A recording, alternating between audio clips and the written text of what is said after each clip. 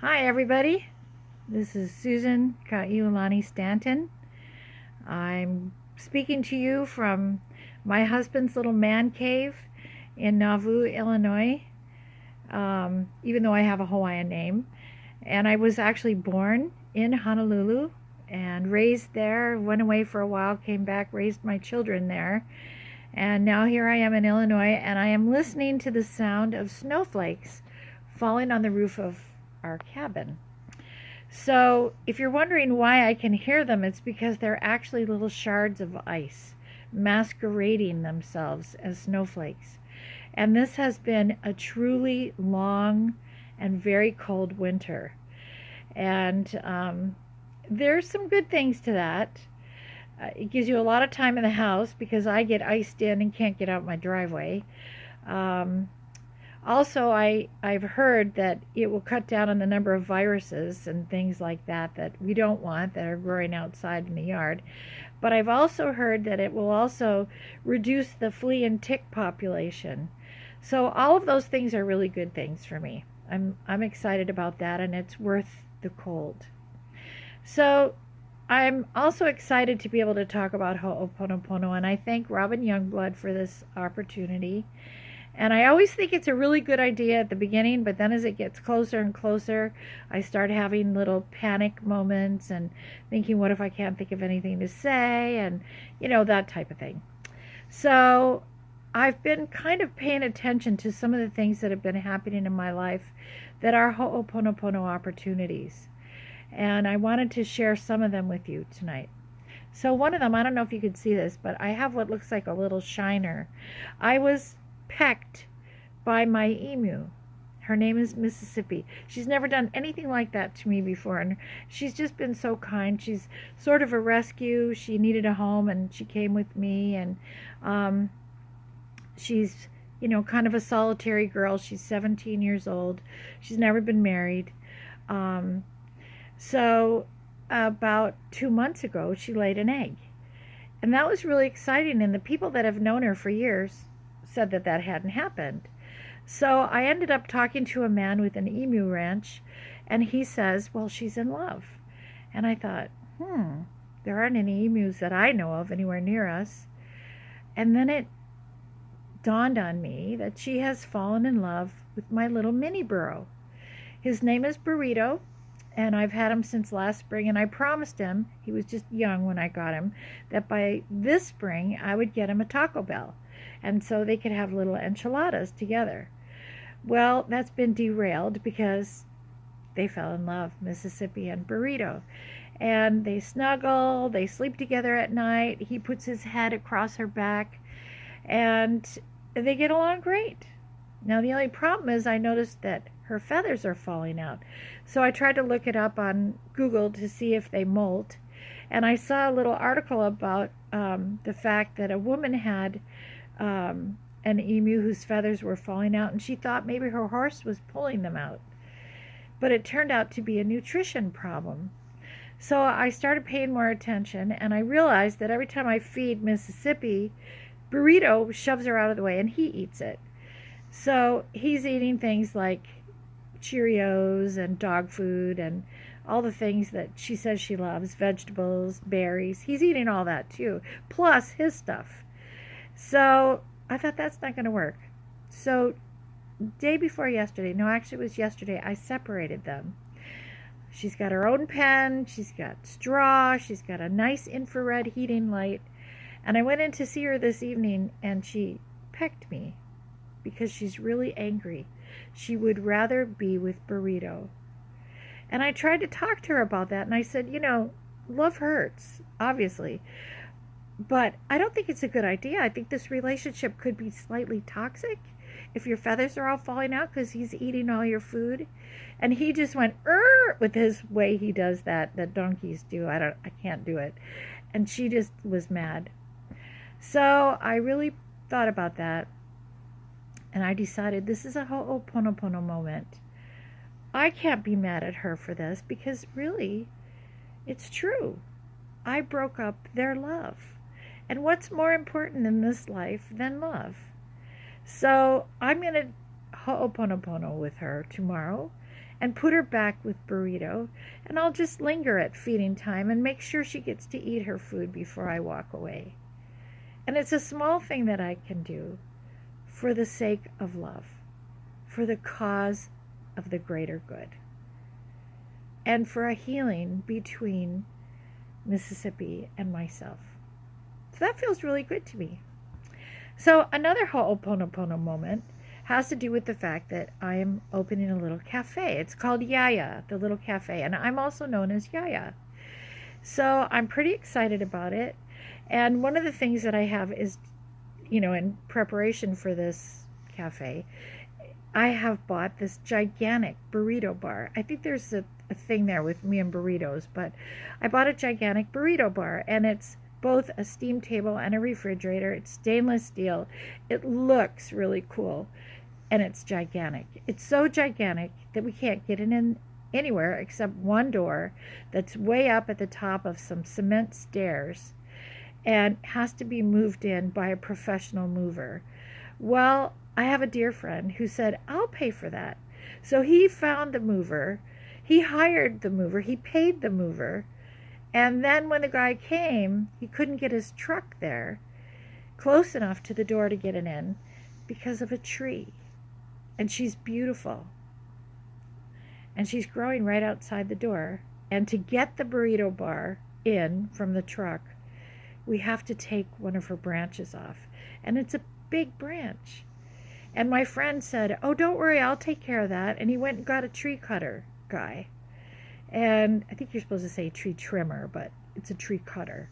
And he was a really kind man. And he came and he looked at it. And I was devastated. And I feel so bad, or I was feeling so bad about taking this branch off. And I'm sure he thought I was neurotic because he does this for a living. But it was so terrible to me. I couldn't imagine that we were going to sacrifice this huge limb for a burrito bar. I'd rather sell the burrito bar. And there was a lot of conversation. And finally it was decided by my friend that we were keeping the burrito bar and we were going to say goodbye to the branch. And I felt so bad. And so I was thinking about this branch. And I was thinking about the greater good. And I was thinking about the numbers of people that will be able to eat burritos. And we have a pay it forward project where they can get their lunch, and then another dollar goes toward a fund to buy another lunch for somebody else. So it's a pay it forward. I love that idea. So other people are going to benefit from that. And then I thought about it. The guy says, well, I'll cut it up into firewood. And then I thought, yeah, we have friends that live down on the river that would love that firewood. So in the terms of the greater good, there's a reason, a good reason, to take the branch, especially when thinking about how the tree is so generous anyway. The work that she does to exchange carbon dioxide for oxygen so that we can breathe, putting out all those beautiful leaves so that we have shade, the root system that goes down into the earth like capillaries and sends all this information around the world so that we have these visions and dreams and moments of aha, many of them unknown to us, brought to us by trees. And so I thought about that and thinking about that way of being that she already is, I realized how grateful I am. And therein lies Ho'oponopono. Ho'oponopono, Hawaiian, is making right. So here I have my Mississippi, who's in love with burrito. And vice versa, he loves her back. It's a little bit of a tough love. It could be a little toxic, but love is love, and who am I to judge, right? But I've separated them, and I've broken that ability for them to be happy in their love. And so now I need to make right. So, Mississippi, I'm sorry. I'm sorry that I intervened in something that I had no business doing. I'm sorry that I separated you. I'm sorry because that has now brought us to this place where I am witnessing and carrying the wounding of the consequences for doing this to you. I'm sorry. Please forgive me. It wasn't anything that I did consciously. I thought I was acting in your own good, but I see now that I didn't have the right to make that choice. I'm sorry. Please forgive me. Thank you. Thank you for letting me express myself to you. Thank you for letting me see this. Thank you for letting me learn this lesson. Thank you for this epiphany and this awareness. And I love you. I love you so much. And I'm grateful beyond words because your love for me is unconditional. I see that. I'm sorry. Please forgive me. Thank you. I love you. And now moving on to my tree, our tree, yours and mine. I'm sorry, tree. I'm sorry because in all these years of my life, how many trees have I walked past without realizing or recognizing all that you do for me? I wouldn't even have the oxygen to be able to walk past you had you not done this beautiful exchange. Thank you for all the years that I've sat in your shade and as a little child was able to swing from your branches. Thank you for giving me this opportunity to really begin to recognize my relationship with you, that there is a relationship. I'm sorry. Please forgive me. Thank you. I love you. I love you so much, tree. And I'm grateful that you're doing this so that we can get the burrito bar into our restaurant. I'm grateful. And I'm going to remember this every time I park my car and walk underneath you to come up into the cafe. And you see, the beauty of Ho'oponopono is that whatever entanglement there may have been because of something that I did to hurt, even unconsciously or unawares, to hurt another, I have been given a tool to be able to make right. Love is beautiful. And now I have the opportunity to help my Mississippian burrito to truly be in love. And it's going to take a little bit for me because now I have to hang out in the barn a little longer. But that's a good thing. It's a good thing. And to be able to acknowledge the tree and what she's doing for all of us. Those who come in and have a burrito and those who get to have the burrito because somebody else had a burrito and left another dollar. You know, the blessings of love go on and on and on and on and on. And the elders say that once a word is spoken, it cannot be recalled. So pick carefully the words that you're going to use. I love going to the medicine man. It's my favorite thing. And I love to go and say, well, this is why I'm here. And then I'll go on and on and on and on and on. And then I'll say all my things that I wanted to come to the medicine man for. And then he just kind of sits there. And I wonder for a minute, did he hear me? Did he hear me? I wonder if I'm supposed to say this twice. Maybe he didn't really understand. Maybe I talked too fast. And I'm sitting there thinking, And then he'll begin to talk, and it's a whole different thing. And sometimes he won't even talk about what I talked about. But slowly but surely, I'll begin to feel better. And this feeling better is going to go on a lot longer than just sitting there in front of him, because that's the way the medicine works. So I'm trying to learn to shorten my words, to shorten my talking. People will tell you I'm not very good at that. My husband says things like, so get to the bottom line. So, what's this really all about? Or, what's the point here? You know? And then I remember I have to be a little shorter in my dialogue. But I'd like to share a song now. And when you sing a song, It's the same thing as your words. It goes on and on and on. And it goes all the way around the world. And we don't even know how many times it goes around the world. But this is for you. Way-yo, way-hey-ya, hey-yo. Way-yo, way-hey-ya, hey-yo. Way-hey-ya, hey-ya-yo. Way-hey-ya, hey-ya-yo. Way-hey-ya, hey, way-hey-ya. Way-hey-ya, hey-ya-yo. Way-yo, way-hey-ya, hey-yo. Way-yo, way-hey-ya, hey-yo. Way-hey-ya, hey-ya-yo. Way-hey-ya, hey-ya-yo. Way-hey-ya, hey, way-hey-ya. Way-hey-ya, hey-ya-yo. Way-yo, way-hey-ya, hey-yo. Way-yo, way-hey-ya, hey-yo. Way-hey-ya, hey-ya-yo. Way-hey-ya, hey-ya-yo. Way-hey-ya, hey, way-hey-ya. Way-hey-ya, hey-ya-yo.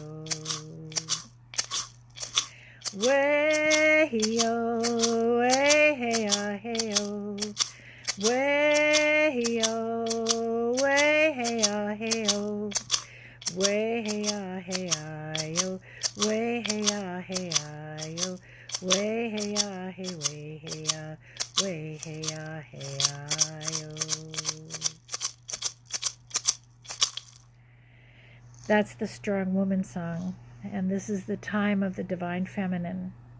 This is the time when women are standing strong, standing tall, standing up for each other. We're able to speak. Our words are now being heard. Our voices are coming together.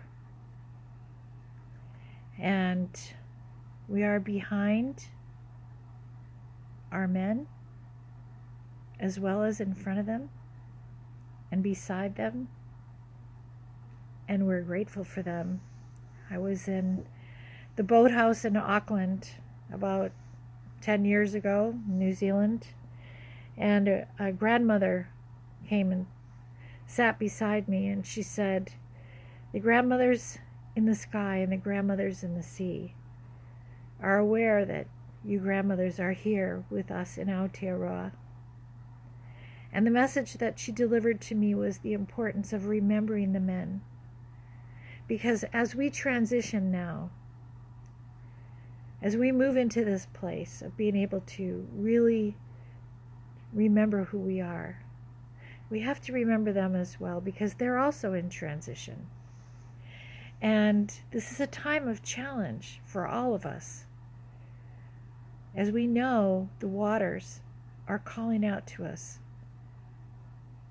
There are things that are happening in the world that we need to be able to be strong about, take a stand for and against, because sometimes that's what it takes. We have to have courage, but we have to be kind.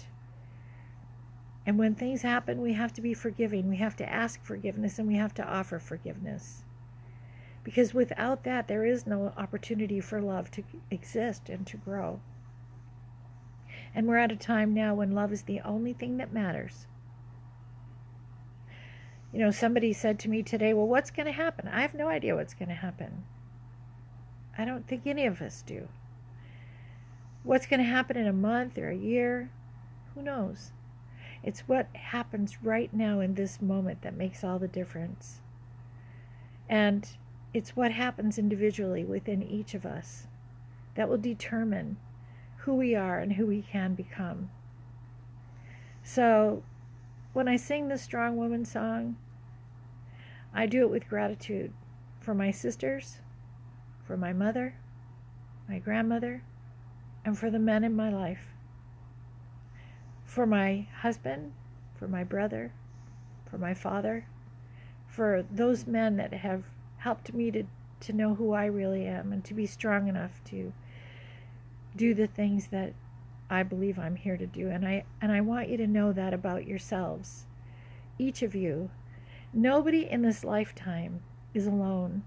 It feels that way, and I know that because I go through the same thing. But in reality, it's not that way because somebody gave birth to you, and whether she's still here on this earth plane or not, she's still in your life. And her mother, and her mother, and her mother, and her mother, and her father, and her father, and his father, and all the way back. They're all there. Our ancestors are well aware of us. Our unborn faces, the children that are yet to come, our grandchildren, our children if we're young. Hey, I'm 70. Isn't that cool? Anyway, we're all here for each other. And sometimes that being alone or that feeling alone is an opportunity for us to recognize how important it is when we have a tree in our life, when we have an emu or a dog, or even a snowflake icing and hitting the roof. So with that, I'm going to end because now I hear the snowplow and my dog's about to bark. So I want to say how much I love you, and I'm grateful again for this opportunity. And my thoughts and my heart go with you. Aho mitaku yasi. Aloha keakua. Alo is life. Ha is breath. Aloha is with the breath of my life. I thank you for this opportunity. Aho. Good night.